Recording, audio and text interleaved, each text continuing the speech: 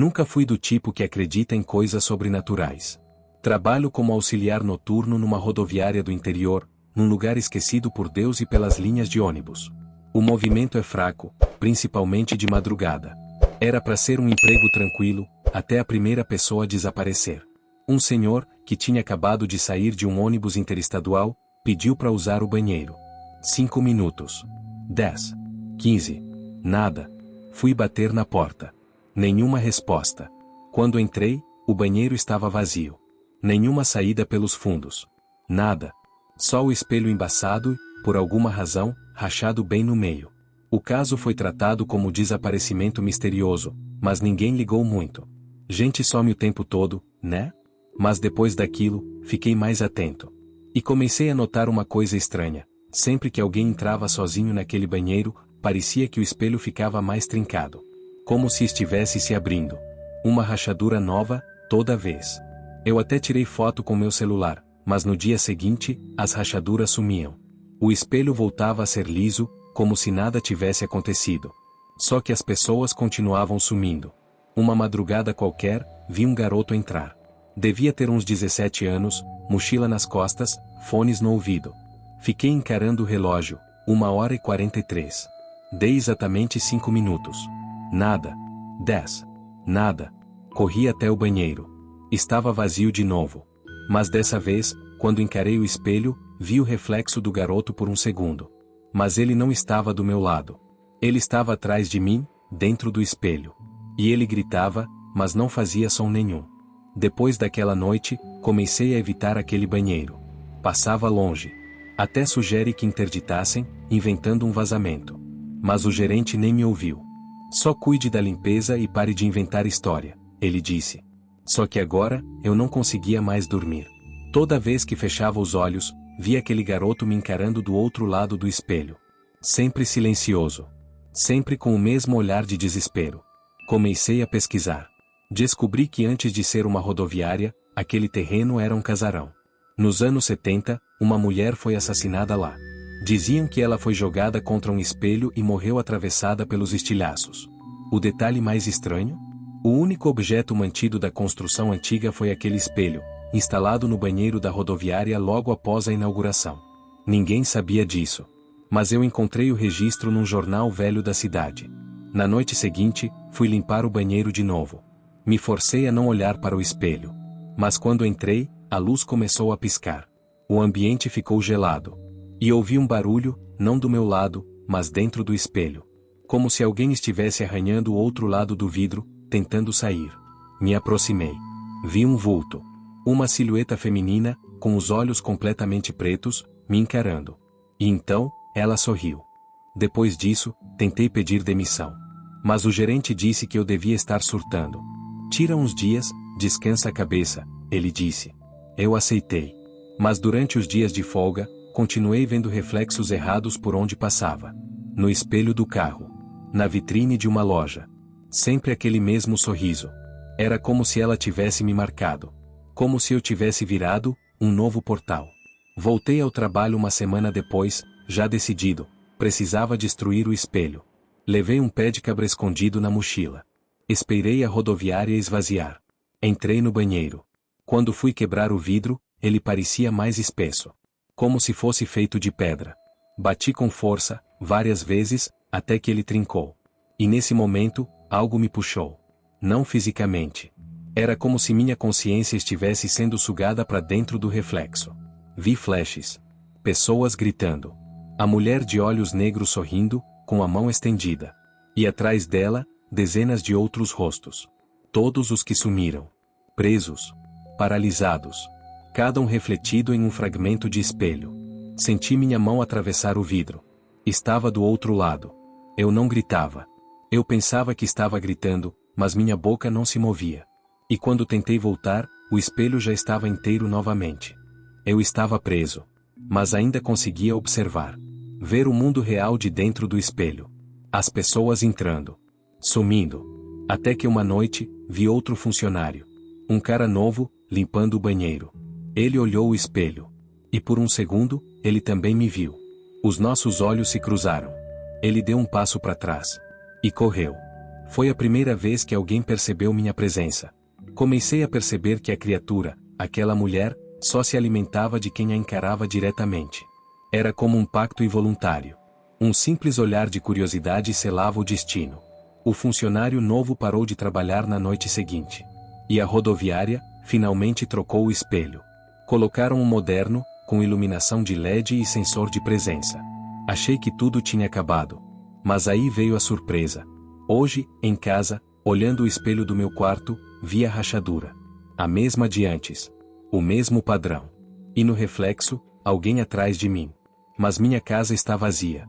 Totalmente vazia. Acho que agora, ela está tentando sair.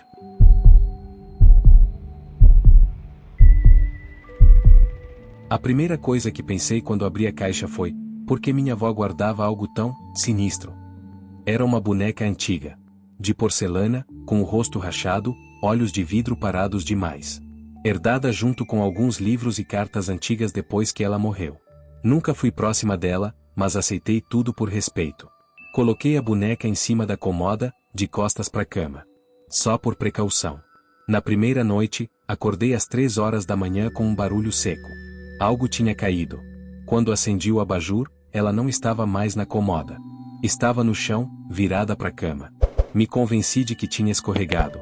Botei de volta. Mas meu estômago apertava como se eu tivesse feito algo errado. Na segunda noite, a mesma coisa. Dessa vez, ela estava na cadeira do canto, sentada. Eu moro sozinha. Não tenho gato, não tenho criança. Só eu e ela. Tranquei a boneca no armário. E prendi com uma fita. Naquela noite, sonhei com a minha avó, sussurrando no meu ouvido. Ela precisa te conhecer melhor.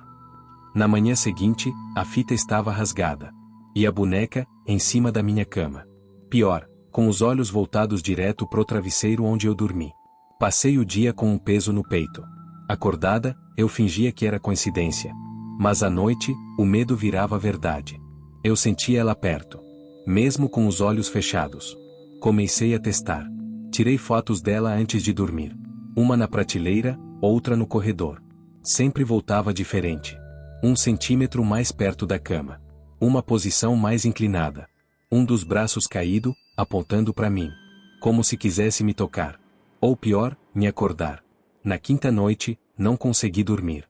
Fiquei olhando para ela da cama. Pisquei uma vez, 2. Na terceira, ela tinha sumido da estante. Corri para acender a luz. E juro por tudo, ela estava aos pés da cama. Sentada. Me olhando de frente. Comecei a vasculhar as cartas da minha avó. Algumas estavam endereçadas para uma tal de Clarice, sempre com frases como ela ainda anda de noite ou não a deixe sozinha no escuro. Uma carta tinha um desenho, da boneca. Com olhos riscados e as palavras, ela volta para quem dorme. Fui à casa antiga da minha avó. Vasculhei o sótão e encontrei um álbum de fotos. Em várias delas, a boneca aparecia. Só que sempre em lugares diferentes. No colo da minha avó quando criança, depois num canto da casa, depois mais perto dela. Em uma das últimas fotos, ela estava na cama, ao lado da minha avó. Na legenda, última noite com Clarice. Voltei para casa em pânico. Já era noite. Ao abrir a porta, vi a boneca, no corredor. Como se tivesse me esperado. Como se soubesse que eu tinha descoberto algo que não devia. E naquela madrugada, acordei com a respiração presa. A boneca estava em cima do meu peito. Sentada. Como se esperasse eu acordar. Tentei me livrar dela. Quebrei, joguei no lixo, até enterrei num terreno baldio. Mas ela sempre voltava. No mesmo lugar. Em cima da minha cômoda, de frente para a cama. Como se nada tivesse acontecido. Como se quisesse dizer, isso não é escolha sua. Contratei uma senhora que dizia entender de espíritos. Quando viu a boneca, empalideceu. Só disse uma frase: ela não é só uma boneca. Ela é a casa de alguém que se recusa a descansar. E quando a mulher tentou levá-la, desmaiou. Foi parar no hospital com hemorragia no ouvido. Ninguém soube explicar. Hoje, escrevo isso porque sei que não vou aguentar mais uma noite. Ela já não se move só quando eu durmo. Agora, mesmo acordada, vejo ela mudando de lugar. Piscar virou um perigo. E nesse exato momento, ela está sentada do meu lado. Imóvel. Ou quase. Se eu desaparecer, não deixem ela com ninguém. Seu apoio é essencial para que esse projeto continue. Se está gostando dos relatos, deixe seu like, se inscreva no canal e compartilhe sua opinião nos comentários. Agora, respire fundo, o próximo relato começa agora.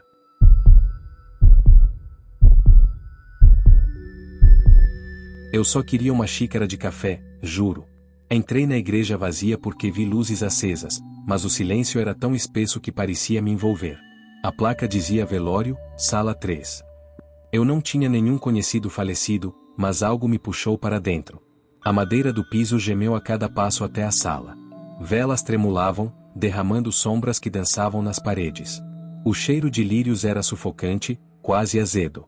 No centro, um caixão aberto. A tampa, apoiada contra a parede, exibia arranhões profundos, como se alguém tivesse tentado sair. Cheguei perto para saciar a curiosidade mórbida, e meu estômago gelou. Lá dentro, estava eu. Mesma camisa amarrotada, mesmo corte no queixo que ganhei de manhã fazendo a barba apressado. Meu reflexo morto sorriu de leve. Senti um sopro gelado no ouvido, você chegou cedo demais. Diante desse sussurro, meus olhos vivos encontraram os meus olhos mortos, e eles piscaram. Recuei tropeçando, mas a porta por onde entrei estava trancada, sem maçaneta do lado de dentro. O relógio de parede marcava 2h66, tempo impossível. O ponteiro dos segundos rodava ao contrário, rangendo. Nos bancos, antes vazios, vultos ganharam forma, silhuetas cinzentas, sem rosto, sentadas em rigorosa quietude. Pareciam me analisar, cabeças girando em sincronia quando eu me mexia. Cada respiração minha ecoava como prece proibida. Olhei de novo para o caixão. Meu corpo agora estava sentado, sorrindo largo, batendo na tampa como quem convida, deita aqui, a missa é tua. Quando pisquei, o eu morto já estava em pé, rindo sem som, braços abertos para um abraço final. Corri pelo corredor lateral na esperança de achar uma saída. Quadros de santos escureciam à medida que eu passava, rostos riscados por garras invisíveis. O ar ficou denso como se respirasse dentro de um plástico. Achei outra porta e a empurrei. De novo, a mesma sala, mesmo caixão, agora fechado. O fecho girou sozinho e a tampa ergueu-se devagar, rangendo como gargalhada metálica. Dentro, nada, além de um bilhete escrito com minha caligrafia, volte para o início. Virei para escapar e dei de cara com meu duplicado de olhos vazios, segurando uma pá. Ele sussurrou, toda morte precisa de alguém para fechar a tampa. A pá desceu e a visão escureceu, mas acordei de pé, na porta da igreja, ouvindo o primeiro sussurro outra vez. Já não sabia quantas voltas tinha dado. Cada reinício trazia detalhes diferentes, às vezes as velas estavam apagadas, às vezes meu corpo morto faltava um braço. Mas a plateia de sombras nunca desistia de assistir. Cansado, aceitei sentar no caixão. O tampo desceu sozinho, deixando apenas uma fresta de luz. Lá dentro, ouvi as sombras cantando uma versão distorcida do meu nome. O acolchoado apertava meu peito como mãos frias. Quando a tampa bateu por completo, a escuridão se partiu, e eu me vi do lado de fora outra vez, observando o caixão fechado. Dessa vez, o morto lá dentro bateu 3 vezes, implorando para sair. Percebi que agora eu era a sombra assistindo. O caixão escancarou, em vez de corpo, saiu apenas meu suspiro, vagando pela nave. Eu finalmente entendi, aqui, todos trocamos de lugar, e o próximo visitante já abriu a porta. Se você gostou desses relatos e quer mais histórias assustadoras como essa, não se esqueça de deixar o like e se inscrever no canal. Isso ajuda muito a trazer mais relatos sombrios para vocês. Ative o sininho para não perder nenhum novo vídeo, e nos vemos no próximo vídeo.